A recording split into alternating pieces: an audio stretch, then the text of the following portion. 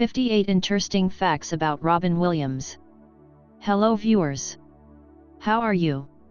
Welcome to Nibir Network. Today we will discuss about Robin Williams, who is an amazing voice artist, actor and producer. He is mostly famous for the voice of Disney's Aladdin's genie. Feel free to check all of the other videos I have made about Aladdin. Robin Williams was a legend. There was no one who was ever like him.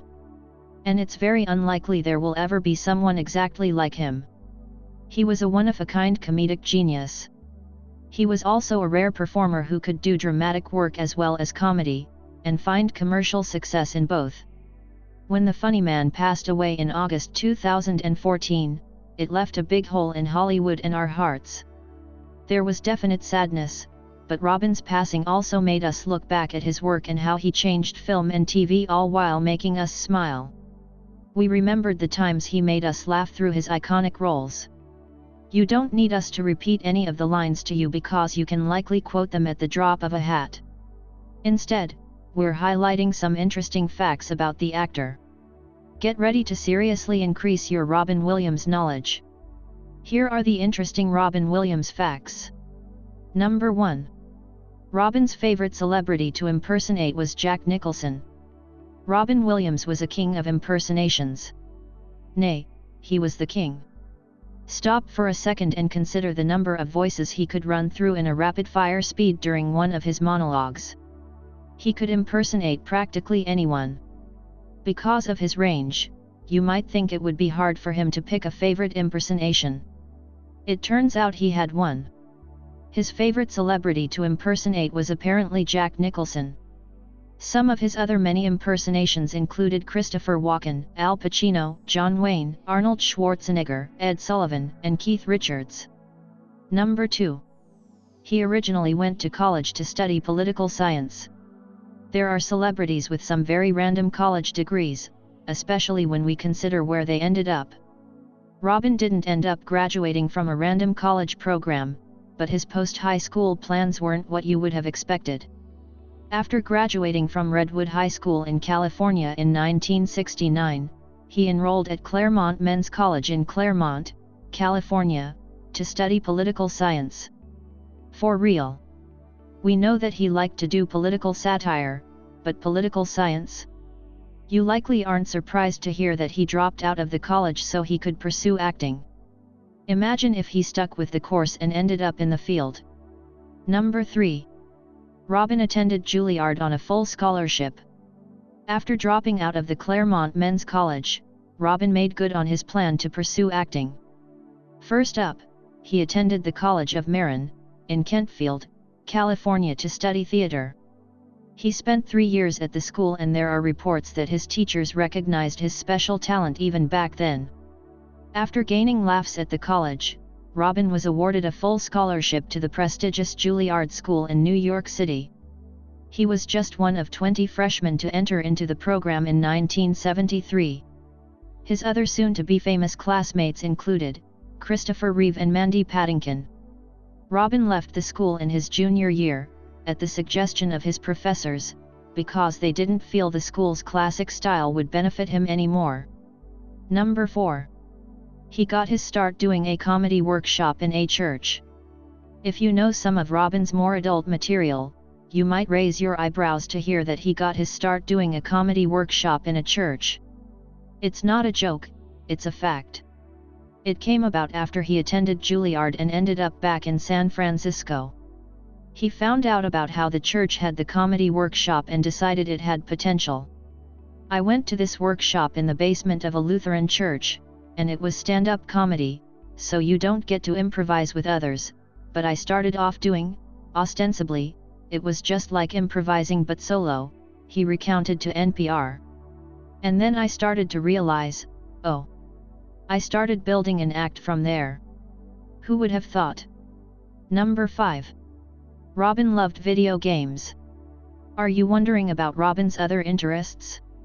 Here's a fun tidbit for you. The actor was a big video game fan. Fellow video game fans often asked if he named his daughter, Zelda Ray Williams, after the popular video game character from The Legend of Zelda. He revealed in a Reddit AMA that it was actually his son Zachary who came up with the idea to name his baby sister after the character. It turned out the rest of the family was into the idea. Robin was also known to perform at entertainment and video game events from time to time. Number 6. His dad was a senior executive at Ford. Here's one of the Robin Williams facts from his early, pre-showbiz life. Robin was born in Chicago, Illinois. His mom Lori McLaurin was a former model. His dad, Robert Fitzgerald Williams, was a senior executive in Ford Motor Company's Lincoln Mercury division. The family seemed pretty well off. When Robert Sr. was transferred to Detroit, the family supposedly lived in a large farmhouse with 40 rooms and a maid. When Papa Williams decided to retire early, the family uprooted once again and moved to Marin County, California. Because of the moves, Robin attended a few different schools growing up. He might have said he was shy, but his friends could see how funny he was. Number 7. He forgot to thank his mom in his Oscars acceptance speech. Robin Williams was a very talkative guy. It's hard to believe there were quiet moments in his house. Yet when he won the Academy Award for Best Supporting Actor in 1998 for Good Will Hunting, he openly admitted to being thunderstruck. He revealed in his speech, "This might be the one time I'm speechless." He then started on his list of people to thank that included Matt Damon and Ben Affleck, and the film's director Gus Van Sant. He thanked his dad by looking to the sky and saying, "Most of all, I want to thank my father, up there, the man who when I said I wanted to be an actor, he said, 'Wonderful, just have a backup profession like welding.'" Trouble was, Robin completely forgot about his mom. She was in the audience. Number 8. He hosted an internet talk show. It seems that Robin saw the potential of the internet long before YouTube, Vine, Rib, and podcasts became mainstream things. Back in 2000, the actor started an internet talk show. It was exclusively on Audible, which is an Amazon company.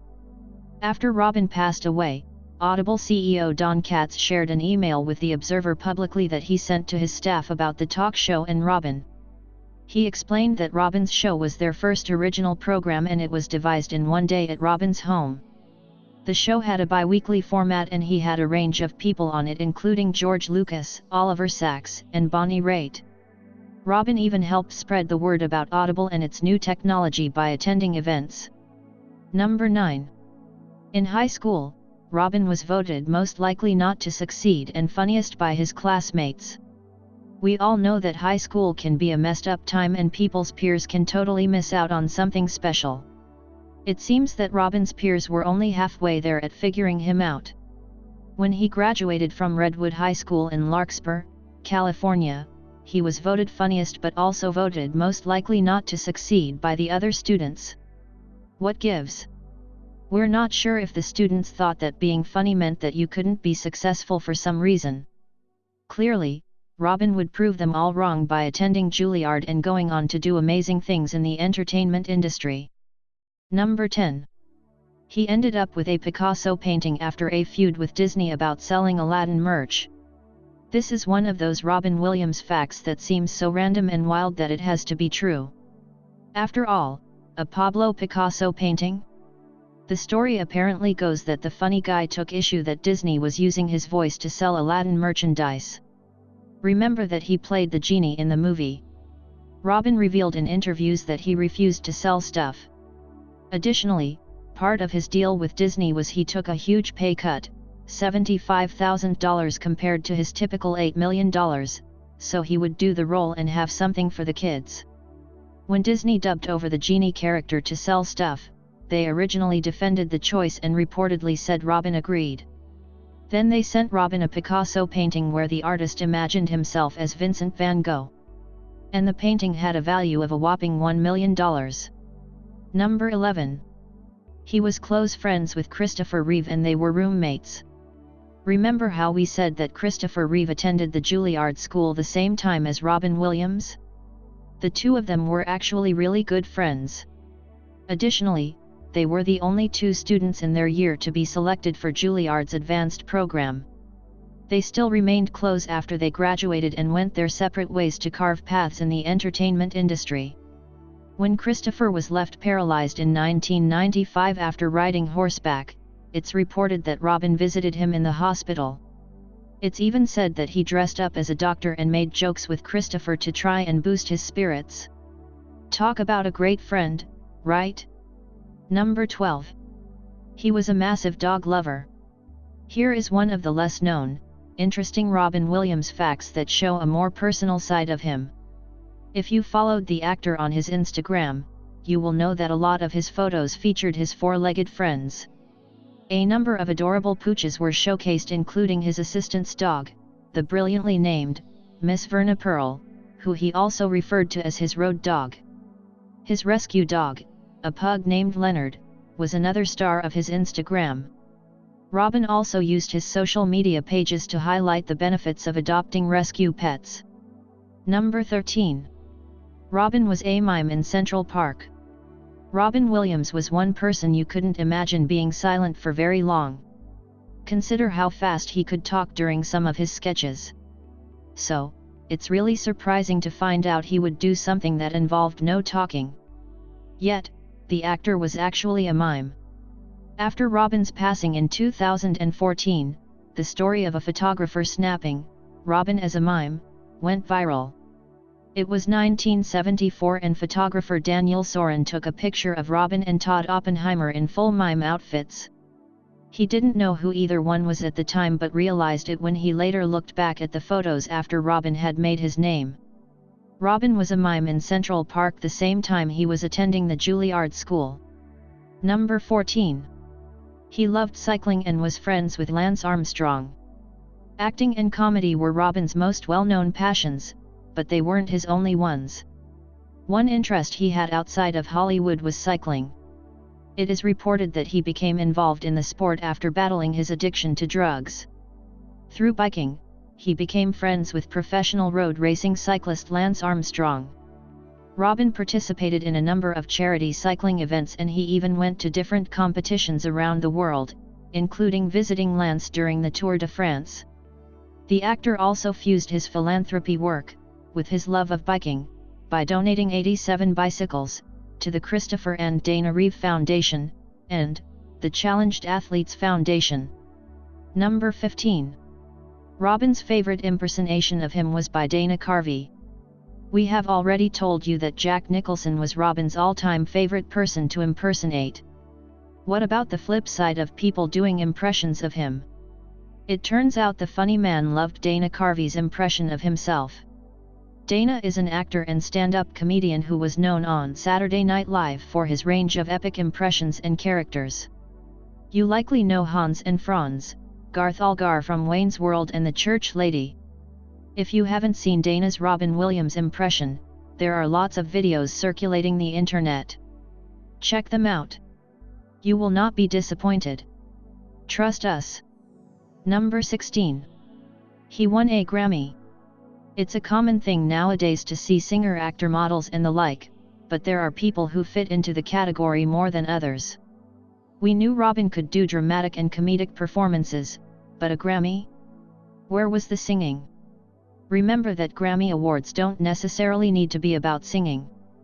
The comedian won the 1980 Best Comedy Album Grammy for his 1979 live show, Reality. What a concept, at the Copacabana in New York. Additionally, he won the 1987 Grammy Award for Best Comedy Album for A Night at the Met, the 1989 Grammy Award for Best Comedy Album for Good Morning Vietnam, and the 2003 Grammy Award for Best Comedy Album for Robin Williams Live 2002. Number 17. He had a special friendship with a gorilla. Everyone now knows what a big dog lover Robin was. It seems that he had a soft spot for all animals because he also had a special friendship with a gorilla. Robin met Hanabico Coco the gorilla at the San Francisco Zoo. She was famous for knowing the most signs of American Sign Language. She apparently met Robin after watching some of his movies and there are reports that she appeared to recognize him. It's said by the Coco Foundation that Robin even made her smile after she was deeply saddened after her mate died. The Coco Gorilla Foundation shared a statement after Robin's death and included the video of their first famous meeting. Number 18. He wasn't the first choice for Mork and Mindy. Mork and Mindy was the television series that propelled Robin to fame. Mork the alien from the planet Ork first appeared on Happy Days and was such a hit that he was given his own spin-off show, hence Mork and Mindy. Yet, Robin almost wasn't Mork at all. Happy Days writer-producer Brian Levant explained that Dom DeLuise had booked the part but then dropped out, then their second person, Roger Rees, left. The execs were in a bind because it was 2 days from filming. One associate producer had seen Robin do an alien act at a showcase and managed to track him down in time for filming. Talk about the stars aligning. Number 19. He credited his mom for inspiring him. Remember what we said about how Robin forgot to thank his mom when he won the Best Supporting Actor Oscar? Well, that makes this point even more awkward. The funny guy started flexing his comedic chops when he was young because he wanted to get his mom's attention and get her to laugh. Clearly, he was good at it and it helped drive a lifelong love of comedy. As for his dad, we told you how Robin joked in his Academy Awards speech about what Papa Williams thought of his son pursuing a career in showbiz. Number 20. He made his starring big screen debut playing Popeye. Following the success of Mork and Mindy, Robin made his way over to the big screen. His first major starring role was 1980's Popeye. For the record, he did have a small part in 1977's Can I Do It? Till I Need Glasses, but it's Popeye that was his first major part. The movie is based on E.C. Segar's character of the same name. It didn't end up being the big box office success that many hoped it would be, but it did receive a decent box office and some positive critic reviews. People could also see Robin's potential and didn't blame him for the lackluster film. Number 21. He married his son's nanny. Robin's first wife was Valerie Velarde. They married in 1978 after they met in a bar where he was working. They had a son, Zachary Pym Zach Williams, in 1983. The two divorced in 1988. It's reported that after they separated, Robin became romantically involved with his son's then nanny, Marcia Garces. In 1989, Robin and Marcia got married. They had 2 children together. Zelda was born in 1989 and Cody Allen Williams was born in 1991. Robin and Marcia stayed together until 2008, until she divorced him citing irreconcilable differences. The divorce was finalized in 2010. Robin married his third wife, Susan Schneider, in 2011. Number 22. He gave his Aladdin lines in 20 different ways and ad-libbing was encouraged. There might have been some drama with Disney trying to sell Aladdin merchandise, but it doesn't distract from Robin's brilliant performance. His role as the genie helped make the 1992 movie a colossal hit. He also helped change the game for voice actors. Prior to Robin's part, voice acting was a separate thing from regular acting. The comedian's delivery of the lines was also unique. Disney actually encouraged him to ad-lib and he recorded the lines in different ways so the producers could choose the best, most appropriate bits for the scene. That is likely how we ended up with a Groucho Marx genie. There's also the Hollywood myth that Aladdin was denied a Best Adapted Screenplay Oscar nomination for all the ad-libbing. It has never been proven true. Number 23. Robin wrote a letter to get his MRS Doubtfire star back in school. There are many Robin Williams facts which showcase his comedic brilliance. This one demonstrates his kindness on the set of Mrs. Doubtfire. Lisa Jacob played Robin's daughter Lydia Hillard in the classic 1993 comedy. Apparently, her school wasn't cool with her being a movie star and they threw her out. When I was 14 years old, I went on location to film Mrs. Doubtfire for 5 months, and my high school was not happy, she revealed on her website. My job meant an increased workload for teachers, and they were not equipped to handle a non-traditional student. So, during filming, they kicked me out. Robin tried to help out by sending the school a letter about why she should attend and be given more academic opportunities. Number 24. He worked as a busser at a restaurant. It's always interesting to hear about some of the jobs actors and actresses work before making it big. Like the vast majority, Robin held various positions. When he was attending Juilliard and would return to California for the summer, he worked as a busser at a restaurant called the Trident in Sausalito. The restaurant's website has stories about his time there along with some brilliant throwback photos. If you ask us, he would have made a brilliant waiter instead of a busboy. Just think of how entertaining he would have been and how special he would have made the meal. And we're sure he would have racked up the tips. Number 25. He and Steve Martin appeared in an off-Broadway show. This is why you should not pass up tickets to see off-Broadway shows. This fact shows you never know who you are going to see. Robin appeared with Steve Martin in Waiting for Godot at the Lincoln Center in 1988.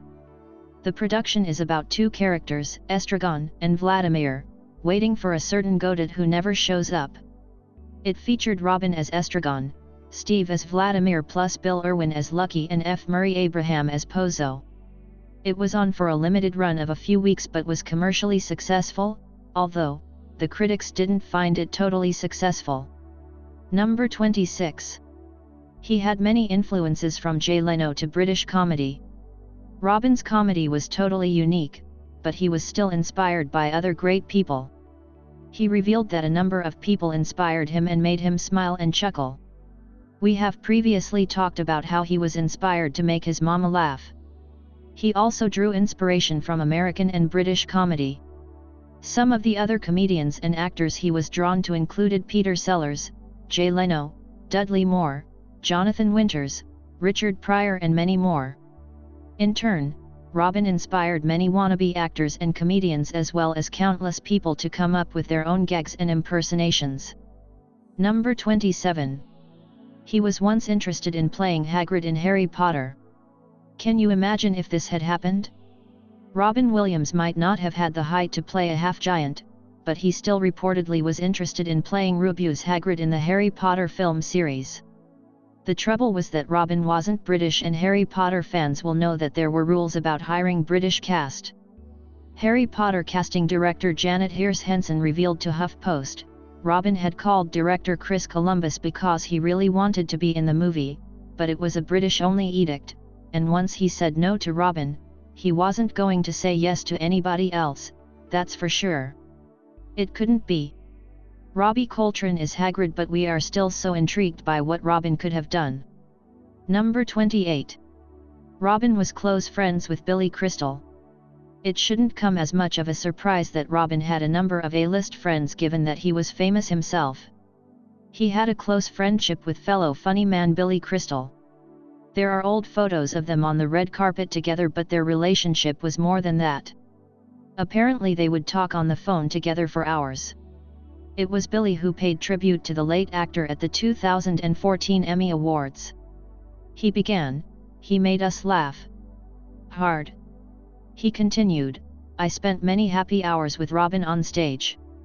The brilliance was astounding. The relentless energy was thrilling.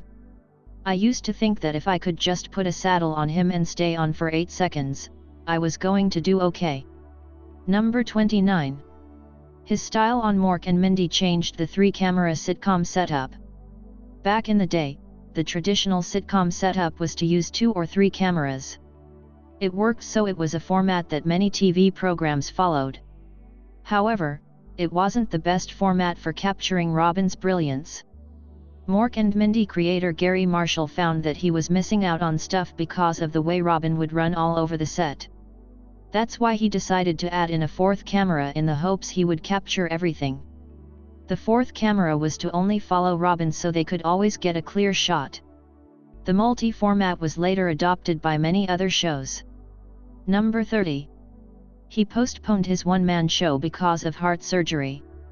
In 2009, Robin was working on a one-man show, Weapons of Self-Destruction, when he had to postpone it due to health complications. In March of that year he was hospitalized due to heart problems. It was revealed that he underwent surgery to replace his aortic valve at the Cleveland Clinic in Cleveland, Ohio. He said in a statement, "I'm so touched by everyone's support and well wishes. This tour has been amazing fun and I can't wait to get back out on the road after a little tune-up. He kept his word and completed the tour from September to December of that same year. Number 31. He used alter egos in his voicemails. If you were to get a call from Robin Williams, you might not have known it was him, unless you had caller ID. Apparently, Robin had a habit of leaving voicemails in different voices and alter egos. This seemed to be very popular with his good friend Billy Crystal. Marina Zenovac, the director of Robin Williams' Come Inside My Mind, revealed that Robin would come up with new characters for each voicemail message he'd leave. One example went, "Hello, Bill, it's Lord Sisley. I'm in Africa. And dear God, man, you should be here. There's creatures who would adore you. I send you all my love. But not like that day in boys' school. Something different. Something wonderful. A hug. But if you wish, bubbly, call." Number 32. Robin participated in Comic Relief USA. You can add this one to the list of altruistic Robin Williams facts. Robin, along with friends and fellow funny people Billy Crystal and Whoopi Goldberg, hosted a Comic Relief USA HBO special in 1986. Comic Relief USA is a non-profit organization that has a goal of raising funds where they are needed, with tackling homelessness being a key issue. The organization is based on the original Comic Relief charity in the United Kingdom. The USA version was founded by producer-actor-writer Bob Zmuda. It continues to this day, with Red Nose Day seeking to end child poverty. It has raised $100 million in 3 years. Number 33. His support helped Jessica Chastain graduate Juilliard. The funny man might not have graduated from Juilliard, but he still wanted to show his support for other acting hopefuls attending the school. The Juilliard School had the Robin Williams Scholarship, which provided funding to students to assist in all of their expenses. One of the students who benefited from the scholarship was none other than Jessica Chastain. After his passing, Jessica wrote on her Facebook page, "Robin Williams changed my life. He was a great actor and a generous person. Through a scholarship, he made it possible for me to graduate college. His generous spirit will forever inspire me to support others as he supported me. He will forever be missed." She had previously talked about the full scholarship in interviews. She explained how it was awarded every 2 years to a student. Number 34. The role of the genie was written especially for him. Robin Williams was the genie. Even decades after the animated feature came out, the late actor is linked to the laughable character from Disney's Aladdin. The part was more than a perfect match. It was actually written for Robin. Eric Goldberg, the animator behind the iconic 1992 film, revealed to Entertainment Weekly that it was very clear directors Ron Clements and John Musker wanted Robin for the part.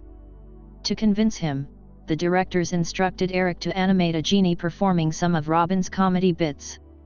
They showed them to Robin during talks and it looks like it worked. Number 35. He had a cameo on Friends. There were a lot of epic Friends cameos. The show had everyone from Brad Pitt to Julia Roberts to, yes, Robin Williams. The funny guy appeared on the show with buddy Billy Crystal.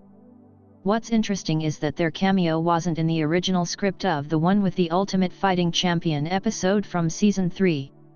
Apparently Robin and Billy happened to be in the same area the NBC show was filming, so Friends producers asked Robin and Billy if they wanted to make an appearance. Billy ended up as Tim and Robin as Tomas. In true form, much of their part was ad-libbed and so was the Friends cast reaction to them. Number 36. Dustin Hoffman was supposed to play his part in Dead Poets Society. The Dead Poets Society could have been a very different movie if it stuck with the original plan. It has been reported that Dustin Hoffman was slated to direct and star in the 1989 drama. Obviously, neither of those things happened. Peter Weir ended up directing the film and Robin starred as John Keating. As for what happened with Dustin, it's said that there were issues with conflicting schedules that couldn't be resolved. And here's another interesting tidbit: Matt Damon lost out on a role in the film. He would later get to work with Robin in Good Will Hunting. Number 37. He had 2 to 3 cameras on him at all times during filming for Mrs. Doubtfire. People never really knew what Robin Williams was going to do, so they had better be prepared unless they wanted to miss comedic gold. This is why they had a couple of cameras focused on the actor all the time when he was working on Mrs. Doubtfire. Director Chris Columbus did not want to miss anything great. Similarly, there were also cameras set on the rest of the cast when Robin improvised. Additionally, they shot different versions of each scene besides what was written. This included some raunchier stuff and gave the director the option of how he wanted to cut the movie to meet a certain rating. Number 38. His autopsy revealed he had the presence of diffuse Lewy body dementia. There are many sad things surrounding the death of Robin Williams at the age of 63 years old in 2014. It was reported that the actor died by suicide. It was also revealed that he was in the early stages of Parkinson's disease, according to his wife Susan Schneider. 2 years after Robin's passing, Susan publicly stated in a neurology journal that Robin's autopsy had revealed that he had signs of Lewy body disease, which is where abnormal aggregates of protein develop inside nerve cells and impact the brain. It's linked to both Parkinson's and dementia. Susan revealed she saw symptoms of the disease and Robin was aware, too. Number 39. He and his second wife started their own charity. And the philanthropic Robin Williams facts continue. Robin and his second wife Marcia Garces set up the Windfall Foundation to raise money for different charities. Some of the non-profit organizations it helped raise money for included the Make-A-Wish Foundation, Doctors Without Borders, the Pediatric AIDS Association, UNICEF, Amnesty International and many more. Robin was also a supporter of St. Jude Children's Research Hospital. Furthermore, he would show his support for American servicemen and servicewomen by performing for the troops. He helped out abroad, too. He donated money from his Weapons of Self-Destruction show to help support victims of the 2010 Canterbury earthquake. It shows his heart was as big as his desire to make people laugh. Number 40. Ticket sales to his shows sold out in record time. The box office figures and awards show accolades show that Robin was a massive success in movies. Mork and Mindy proved that he could definitely attract an audience in television. The sitcom peaked at an audience of 60 million. Ticket sales to his one-man shows proved that people were drawn to him on the stage, too. In 2002, the funny guy was set to perform in Robin Williams, live on Broadway. Tickets were sold out within 30 minutes of going on sale. You can see why he went on to win Grammy Awards for his comedy routines and albums, can you? Number 41. He ushered in the era of celebrity voice acting. The 1992 success of Aladdin, in which Williams voiced Genie, led to more celebrities voicing animated characters. According to a 2011 article in The Atlantic, less than 20 years ago, voice acting was almost exclusively the realm of voice actors, people specifically trained to provide voices for animated characters. As it turns out, the rise of the celebrity voice actor can be traced to a single film, Disney's 1992 breakout animated hit Aladdin. Since then, big names have attached themselves to animated films, from The Lion King to Toy Story to Shrek.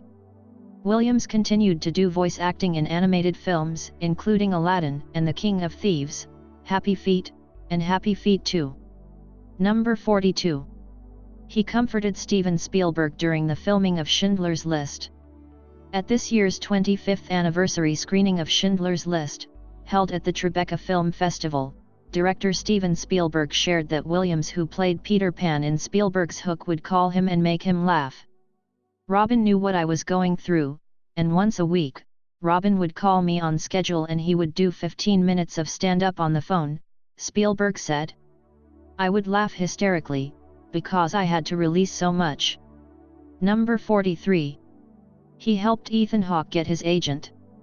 During a June 2018 appearance on The Graham Norton Show, Ethan Hawke recalled how, while working on Dead Poets Society, Williams was hard on him. I really wanted to be a serious actor, Hawke said. I really wanted to be in character, and I really didn't want to laugh. The more I didn't laugh, the more insane Williams got. He would make fun of me. Oh, this one doesn't want to laugh. And the more smoke would come out of my ears. He didn't understand I was trying to do a good job. Hawke had assumed Williams hated him during filming. After filming ended, Hawke went back to school, but he received a surprising phone call. It was from Williams's agent, who at Williams's suggestion wanted to sign Hawke. Hawke said he still has the same agent today. Number 44. He was almost cast in Midnight Run. In February 1988, Williams told Rolling Stone how he sometimes still had to audition for roles. I read for a movie with Robert De Niro, Midnight Run, to be directed by Marty Brest, Williams said. I met with them 3 or 4 times, and it got real close, it was almost there, and then they went with somebody else. The character was supposed to be an accountant for the mafia. Charles Grodin got the part. I was craving it. I thought, I can be as funny, but they wanted someone obviously more in type. And in the end, he was better for it. But it was rough for me. I had to remind myself, okay, come on, you've got other things. In July 1988, Universal released Midnight Run. Just 2 years later, Williams finally worked with De Niro, on Awakenings. Number 45. His favorite book is Chronicles of Narnia. Robin's favorite book as a kid was Chronicles of Narnia's The Lion, the Witch, and the Wardrobe. He says, I would read the whole Lewis series out loud to my kids. I was once reading to Zelda, and she said don't do any voices. Just read it as yourself. So I did, I just read it straight, and she said that's better. Number 46. What Dreams May Come was one of the toughest movies to make in Robin's career. He says, every day was literally hell, because of the nature of the subject matter, dealing with death and being in hell literally. When I watched the final movie, I felt it was extraordinarily beautiful, but I felt disappointed by the ending. There was a different ending that they shot that I felt was much more true to the story. It was about reincarnation, basically, that they were going to meet again. The movie ended with 2 babies being born simultaneously, one in Bombay and one in the United States, and they held them up, and then the screen went to black. I don't know if it's anywhere. Number 47. His favorite directors and producers. Robin's favorite directors to work with were Bobcat Goldthwait, who produced World's Greatest Dad. They were also close friends, and Peter Weir, who produced Dead Poets Society. Robin wants to work with Patton Oswalt, just because I think he's such a gifted stand-up but also a really, really great actor. Number 48. Robin's most memorable moment of filming Hook was flying. In his own words, I only felt bad for the 5 guys who had to haul my fat ass up. At that time there were very few mechanical devices, so it was literally guys on pulleys flying me across. I think it was 2 guys to pull me across. They would say we're doing another take and they would say oh not again. Number 50. His favorite role is Oliver Sacks in Awakenings. He thinks playing Oliver Sacks in Awakenings was a gift because he has got to meet him, and got to explore the human brain from the inside out. Because Oliver writes about human behavior subjectively, and that for him was the beginning of a fascination with human behavior. Number 51. He thinks Gene Hackman is really funny. Robin thinks Gene Hackman is really funny. While filming The Birdcage, his speech about the leaves in New England was one of the funniest, driest pieces of comedy I'd ever seen. The day that Gene Hackman did the story, it was so funny that everyone was laughing so hard but had to keep a straight face. Number 52. Robin's favorite animal is dolphin. If Robin Williams could be any animal, he would be a dolphin. Just their abilities, how social they are, how sexual they are, how intelligent they are, mainly how social they are. Number 53. He was a big fan of rugby. Williams was a fan of rugby union and formed a friendship with former winger Jonah Lamu, who left a tribute to the actor on Twitter. Number 54. Before acting, he worked as a busboy. When the Juilliard school had summer breaks, Williams would travel to San Francisco, CA. The West Coast became the actor's second home after his parents moved from Michigan. Like a lot of actors, Williams made supplemental income by working in a restaurant. He served at the Trident in Sausalito, CA. And he may have been the most charismatic busboy in the house. He was no stranger to restaurant life. Williams stayed in food service for quite some time. For about 3 years, between 1974 and 1976, Williams worked at the Trident. He lived off of tips. And the establishment has many loving anecdotes and throwback photos from the actor's time there. What we wouldn't give to meet Williams in a restaurant. He had a thing for late-night donuts. On Reddit, one user recounted a time when they bumped into Robin Williams at a donut shop. The Redditor's family members were all in San Francisco, CA, to mourn the tragic loss of 2 loved ones. After the funeral service, the family went into a random donut shop.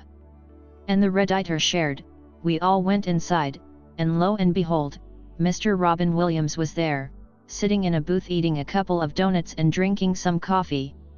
He noticed our well-dressed, solemn-looking crew walk in, and pretty quickly after we sat down to eat the delicious treats, he came over.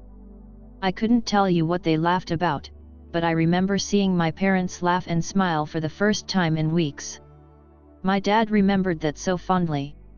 He always said it was exactly what he had needed in that time, and that he appreciated the way Robin Williams went about it. The actor didn't want recognition. It wasn't that he was a celebrity, he was just being a nice guy who saw a bunch of sad folks and realized he could probably make a difference. And he did. Number 55. Williams was a successful restaurant investor. The actor seemed to manage his money wisely. And one of his notable investments involved food. How so? Williams partially owned the San Francisco, CA, restaurant, Rubicon. The establishment closed its doors in August of 2008. The legendary San Francisco haunt had many celebrity investors, though. Robert De Niro and Francis Ford Coppola both financially supported the venture. In its heyday, Rubicon accomplished a lot. It employed all of the best chefs, restaurateurs, and sommeliers. For me, it was like opening my own restaurant, Rubicon's opening chef Tracy Desjardins remembered. Williams also had fun with food on film. Bridges, a restaurant in Danville, CA, provided the memorable setting for the big reveal scene in Mrs. Doubtfire. One of the actor's most celebrated roles made this Chinese restaurant a part of cinematic history. And Williams makes things a little spicy. In this particular scene, the Robin Williams character spikes a dish with an extra helping of cayenne pepper. Mrs. Doubtfire also takes off the mask and shocks everyone. The actor had a charming moment in a Chinese restaurant. In The Fisher King, a movie with a little less whimsy, Robin Williams brilliantly acts in a dinner sequence at a Chinese restaurant. This sprawling scene includes dumplings, noodles, cokes, and lots of happy slurping. And in it, while chowing away, the actor is at his best. Number 56. He went on a date at a cafeteria. Robin Williams' 1992 film, Toys, is a little more somber than the similarly titled, Toy Story. It's as if Willy Wonka meets Mattel in this fever dream-like movie. During the film, though, Williams's character goes on a date at the workplace cafeteria. But the movie was a flop. This scene still warms our hearts, though. Toys may have overdosed on whimsy, but we still love Williams' anti-artificial sugar rant. Number 57. Williams got sober after he lost his friend John Belushi. Those weren't just empty words. That advice likely came from a life well lived. Robin Williams got sober after the 1982 passing of his close friend actor John Belushi. Number 58. He controlled his alcoholism after the birth of his son. His friend John Belushi's died because of alcoholism and he himself was addicted to alcoholism too. His death scared a whole group of show business people. It caused a big exodus from drugs. And for him, there was the baby coming. He knew he couldn't be a father and live that sort of life. His battle with alcoholism wasn't easy. Williams checked himself into Oregon's Hazelden Springbrook Treatment Center in August 2006. After 2 months of treatment, he spoke to Diane Sawyer about his battle with sobriety. Thanks for watching. If you like the video, please subscribe to my channel, hit the like button below, and please don't forget to share with your friends.